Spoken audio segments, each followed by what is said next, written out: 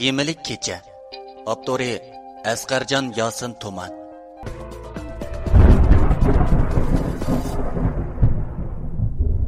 Birinchi qism. Hikoyamni boshlashdan burun sizdan bir savol so'ray. Siz dunyoda olvosda arvohning borligiga ishonamsiz? Ularga yo'liqib boqqanmi? Balkim siz ularni ko'rib boqqan bo'lishingiz mumkin. Va yoki ko'rib boqmaganmi bo'lishingiz mumkin. Biroq men hayotimda menga ana shunday vahimalik, qo'rqinchli qishloqqa yo'liqqan edim. Shu kuni oqshimidagi vahimalik ko'rinishlarni o'ylasam, qo'rqinchdan badallarim tikalishib ketdi. O vaqtlar mening oliy maktabda o'qiyotgan g'amsiz chog'larim edi.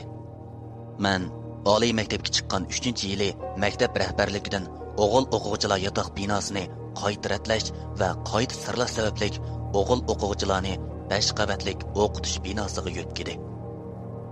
Biroq o'qitish binosi o'g'illar yotoq binosidan kichik ham sinflar oz bo'lg'achqa bir sinfga 10 dan karvat akirilib, bir sinfdagi o'g'illarning hammasi yotoqqa jamlandi. O vaqt dal yuqoridan bexatarlik tekshirishga keladigan vaqtga to'g'ri kelib qolgan edi. Onun ustiga nurg'un o'quvchilar oqshimiz uxlamay, aroq ichib, tamak chekib, o'rin ko'rpalarga o't qo'yib etib, maktab rahbarligining diqqatini qo'zg'ab qo'ygan edi. Maktab rahbarligi mushu masalani ko'p o'ylanib, bolalarni 1 soatdan yotoq ichida dejurnlik qiladigan maktab o'quvchilar uyushmasidagi bolalarni yotoqqa dejurnlik qiladigan bolalarni kuzatishga o'rinlashtirdi. Ay, o'zim topgan bolaga nega baray davoga deb necha yog'och quloq go'ylarning dastida hammamiz shunday kunga qoldik. Shunday qilib navbatlashib ko'zatchilik qilish ishlari boshlandi. O'zinglarmi bilasizlar? Maktablarda asosan sinflarda 2 taldan eshik bor bo'lib, bir eshik doim ochiq turdi. Yana bir eshik jiddiy ahvollarda yer tavrash, o't ofatidan mudofialanish uchun bo'lib, iliqlik turadi. Dastlabki vaqtlarda karvatlar yaqin o'rinlashtirilgan edi. Biroq yana nasib etib, o'qitish binosining 3, 4, 5 qavatlarini yana remont qildiganligini, saboqdoshlarga sinf yetishmaydiganligini. Shunlashqa yuqori yillik bolalari necha kun yotoqda o'g'inish qilib turdiganligini uqtirdi. Ajab nasbasdi dedim men ichimda. Shuning bilan biz karvatlarni tom tarafga surib, o'tirdan bayramlik faoliyat qilsa, hamma odam usul o'ynagidek cho'ng bir maydon hozirlab, sinfdan o'rinliq olib chiqib, shu yerda o'g'inish qilib, shu yerda uxlashni boshladik.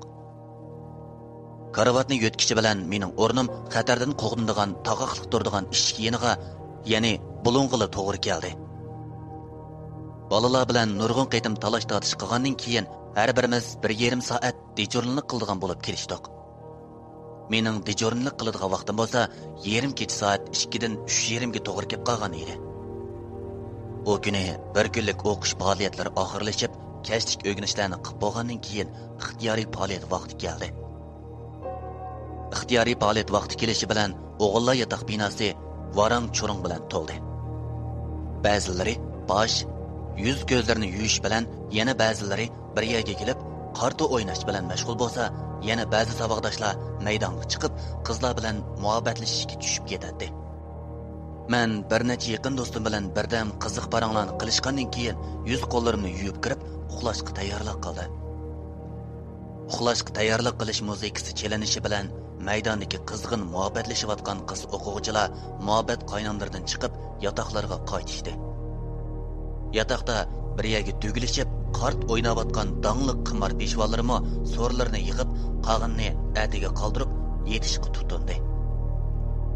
Oradan uzoq o'tmay chiroq o'chirildi. Men yenimdagi karvatda yotgan do'stim bilan birdan paranglashgandan keyin ko'zim uyquga ilinib qopti.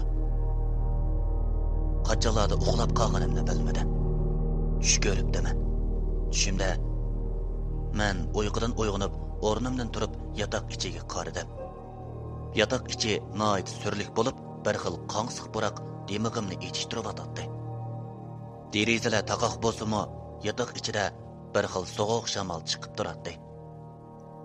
Men ozroq o'diqib, atrofga ansiz qaradim.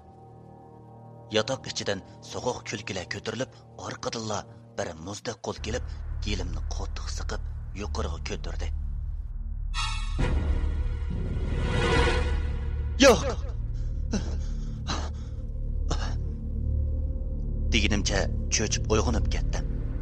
Badanim jiliq-jiliq tarbib ketgan bo'lib, yuragimning gupildab so'qishi quloqimga anglanayotdi. Men biroz aslimga kelib olgandan keyin peshonamdagi tarlarni surtib, tomokidan birini elib chekishga boshladim. Shu orada yotoqda dejornilik qilayotgan savodishim kelib, navbatning menga kelganligini aytdi. Soatga qarasam, dejornilik navbati rostla menga kelib qolgan ekan. Men erinchaklik bilan o'rnimdan turib, u savodishimga aram osi bo'ladiganligini aytib, sapmi kashimni kiyib karvatdan tushdim. Men tushib, bir necha minutlardan keyin heliqi do'stlarimning xo'rak ovozlari anglandi. Men o'rindiqda o'ltirib, tamaki chekkach, ko'ygan tushlarimni o'ylashga boshladim. Ondan suvxonaga chiqib, yuzimni yuvayotgandan keyin yotoq ichiga kirib, yotoqda uyon-buyon mengib aylanishga boshladim.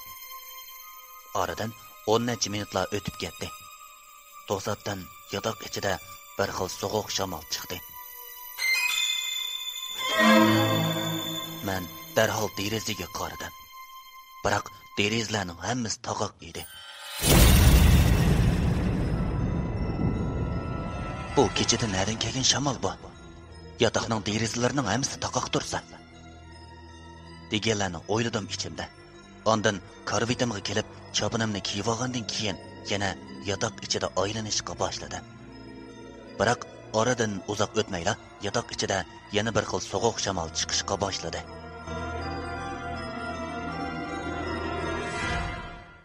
Biroq bu qitam shamol chiqish bilan derazadan kirayotgan g'uva ayurqi bara-bara yo'qab, yotoq ichini qorong'ulik qoplab, yotoq ichi bir xil vahimalik tusga kirib qolgan edi.